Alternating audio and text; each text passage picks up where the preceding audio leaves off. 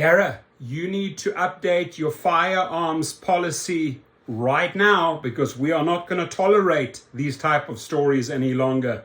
John Zimmer, Logan Green, listen up.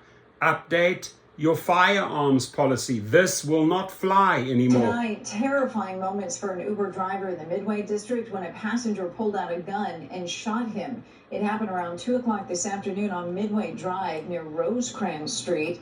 Police say the passenger shot the driver in the leg after the two men got into an argument. The suspect tried to run away, but was taken into custody nearby less than 10 minutes later. Investigators say he was unarmed at the time of the arrest, but a gun was found in the area. The driver was taken to the hospital with non-life-threatening injuries. New tonight. So we can just be grateful that this guy is alive, right? But the point I'm trying to make here is, look, what type of characters are getting into our cars, right? If they're getting to our cars armed and you're not running a background check on them and you're not IDing them and you're not putting the photos, any thug, any criminal, any murderer, it's like, hey, green light, I'm going to get in there, steal his car or the bottom line is, what must drivers do? So I say Uber and Lyft, you truly need to update your firearms policy. You need to change this, where they say, okay, well, no magazines in the gun and it's got to be in the trunk. It's already over. How are we going to get into the trunk and then load our gun when this guy is drawing a gun in the vehicle because you let him on the platform in the first place? So this here makes no sense whatsoever. Makes no sense. This needs to be revised, and it's up to you. If you want to go out and get a firearm to keep yourself safe and your state allows it, I suggest you do it, right? Because I'd rather you survive than some criminal, some thug, because these companies are failing to protect you, right? You've got to take matters into your own hands.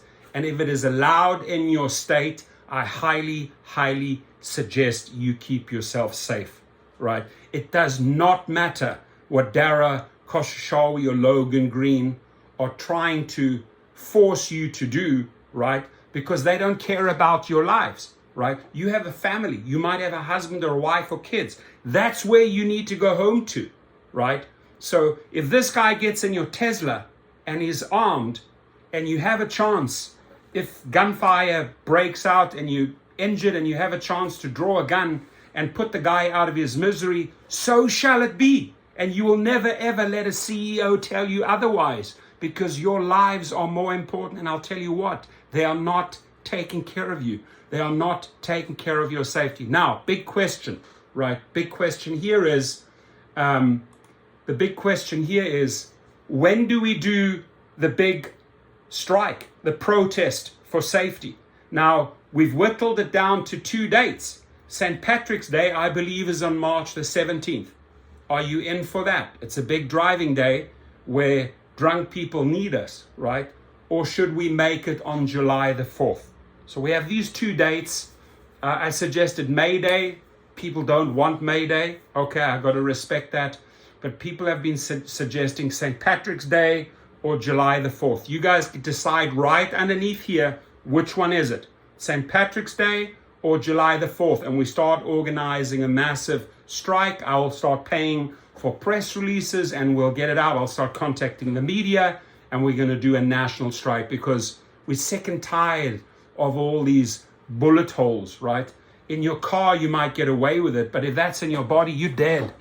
So take matters into your own hands, get the proper licensing, and if they deactivate you over that, okay, let them deactivate you over that. At least you are still alive.